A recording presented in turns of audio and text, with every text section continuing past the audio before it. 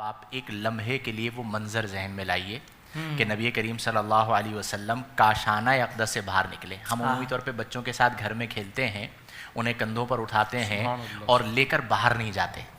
اس لیے نہیں جاتے کہ گھر پہ تو کندھوں پہ بٹھا دیا, میں باہر جاؤں گا تو علامہ صاحب مولانا صاحب جو ہے وہ بچے کو کندھے پہ اٹھا کے آ گئے تو لوگ محلے والے دوست احباب کیا کہیں گے. تو ہم گھر میں جو بے تکلفی رکھتے ہیں اولاد کے ساتھ وہ باہر نہیں کرتے, بلکہ باہر گود میں اٹھا لیں گے, کندھے پہ چڑھا بھی ہوتا ہے تو ہم روک دیتے ہیں.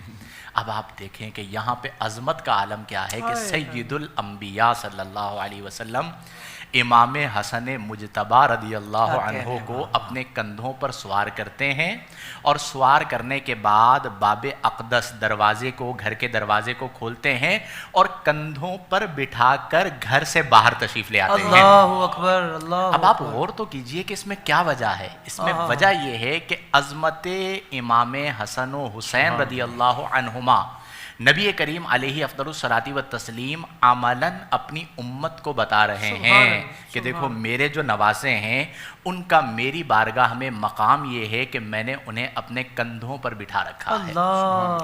بلاغت کا دور ہوا کرتا تھا, پڑھے لکھے لوگ ہوا کرتے تھے, حصے فصاحت بھی ہوا کرتی تھی, اور چیزوں کو دیکھا کرتے تھے اور دیکھ کر بڑی خوبصورت آرا دیا کرتے تھے. تو کسی نے, ایک صحابی نے دیکھا تو دیکھ کر کہا کہ نعم المرکب, مرکب کہا جاتا ہے سواری کو.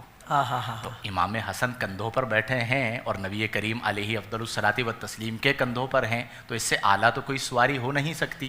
تو دیکھ کر کہا نعم المرکب, کیا ہی خوبصورت سواری ہے.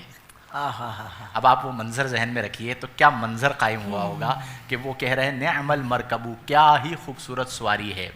نبی کریم علیہ افضل الصلاۃ والتسلیم نے فرمایا کہ تم یہ تو دیکھ رہے ہو کہ کیا ہی خوبصورت سواری ہے, یہ نہیں دیکھ رہے نعم الراکب, یہ جو سواری پر سوار ہے حسن یہ خود کتنا خوبصورت ہے, مرکب کتنا اعلیٰ ہے. تو آپ نے فرمایا یہ بھی تو دیکھو کہ راکب کتنا اعلیٰ ہے. تو نبی کریم علیہ افضل الصلاۃ والتسلیم نے اپنے عمل مبارک سے بھی اور اپنے قول مبارک سے بھی آپ کی عظمت کو بیان کیا.